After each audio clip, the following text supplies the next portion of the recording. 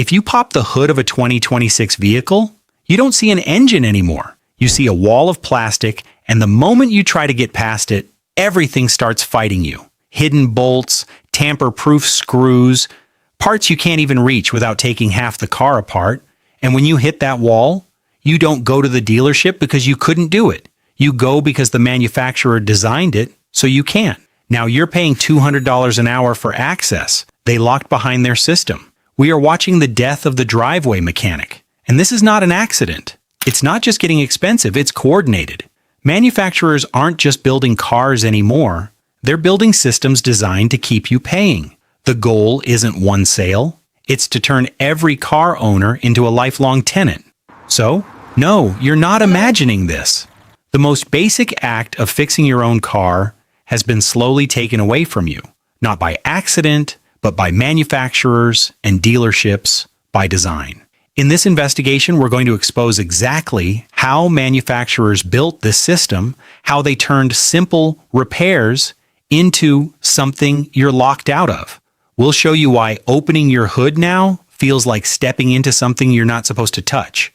And more importantly, we'll break down the only two ways you still have to avoid becoming a tenant in your own car. Here's how they make you tenant in your own car. In the past, if a window switch failed, you went to a junkyard, paid a few dollars, plugged it in, and it worked. Simple parts, simple systems. Today you install that same replacement part in a modern vehicle, and nothing happens. Not because it's broken, not because you installed it wrong, because the car rejects it. Manufacturers now embed digital identifiers into parts. When you install a component, the car checks it. If it's not on their list, it doesn't work. The part is fine, the repair is fine. But the car won't allow it, so you don't fix anything. You take it to the dealership, they plug in a laptop, approve the part, and charge you for it. That's the shift. The tool didn't change, the job didn't change.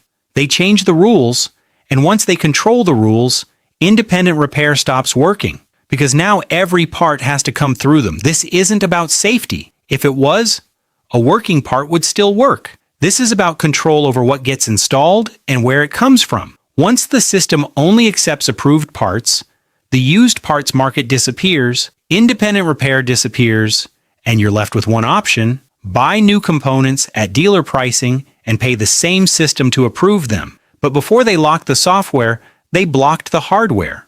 Manufacturers call it value engineering. In practice, it means you can't reach what you need to fix. On a modern truck, simple maintenance isn't difficult, it's buried. Take a headlight bulb. On a 1990 Silverado, it took 30 seconds and a screwdriver. Today, on many trucks, you're removing the wheel well liner or tearing into the front grille just to get access. Same bulb, different barrier. On many German cars, the transmission dipstick is gone. You can't check your own fluid, you're told to trust a sensor. And when that sensor fails, you don't replace a sensor. You replace a transmission, then there's the worst case. Modern heavy-duty trucks. Engines packed so tight into the bay that to reach basic components, the entire cab has to be lifted off the frame. What used to be a driveway job is now a $4,000 labor bill, because you can't even start the repair without a $10,000 lift. They'll tell you it's packaging, they'll tell you it's efficiency, but the result is simple. You open the hood, you see the problem, and you can't get to it. And when you can't get to it, you don't fix it. You pay someone who can. You might think at least the basics are still yours. Battery replacement. Think again. On many modern vehicles, including BMW and Ford, the battery isn't just a battery anymore. It's registered. You install a new one from an auto parts store, and the car treats it like the old, dying battery. It overcharges it, destroys it. That $200 battery you just installed is gone in weeks. Not because you did it wrong, because the car wasn't told to accept it. So now, you don't fix anything, you go to the dealership. They plug in a laptop, click a button, and charge you for it. Same battery, same job. Now it comes with permission. That's how a basic maintenance task turns into something you pay for every time, and you can't understand what's happening in cars without looking at where it started. This model was already tested and it worked. Farmers were the first to experience it. They could fix their machines physically, but the equipment wouldn't run until a dealer approved it with software. A $50 sensor could shut down a $600,000 machine, not because it was broken, but because it wasn't authorized. So farmers were left waiting, losing thousands of dollars just for permission to use what they already owned. And the auto industry saw it. They saw how profitable it was, and they brought the same system into your car. Now your truck goes into limp mode, not because it's broken, because a sensor reading is slightly out of range. So the vehicle limits itself and sends you back to the dealership. You don't fix it, you don't clear it, you take it in and you pay. That's the model. It's not just about selling you the car because the real money doesn't come from the sale. It comes after every visit, every restriction. Every time the car decides something isn't right and routes you back through the same place.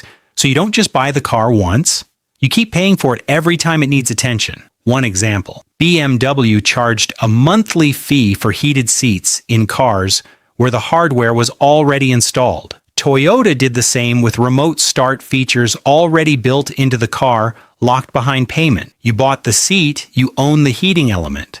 But you don't get to use it unless you keep paying. You don't just buy the car anymore, you pay to use parts of it. And if you stop paying, those features can be turned off remotely. So the driveway mechanic isn't gone, he's being pushed out because there's less left to fix and more you're not allowed to touch. What happens next is predictable. People work around it. Farmers use hacked firmware to get their equipment running. Mechanics use unofficial diagnostic tools to bypass dealer restrictions. Not because they want to, because they have to, and everyone else. They hold on to older vehicles, 20-year-old trucks, cars without the locks. Because once everything is tied to software, you're not fixing a machine anymore.